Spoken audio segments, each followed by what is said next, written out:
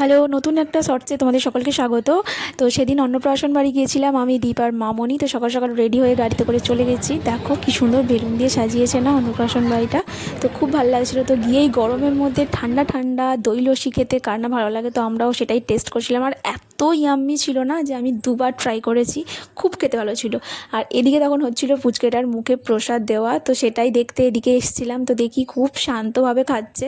আর মাছের মাথা মেবি ওর পছন্দ না, ওর মিষ্টি খেতে খুব বেশি ভালোবাসে। তাই ওই মিষ্টিটা দেখো, রসগোল্লাটা কীভাবে খাচ্ছে। তো খুব কিউট লাগছিল দেখতে। তার রসগোল্লাটা মুখ থেকে সরানোর পরে খুব কান্না করছিল।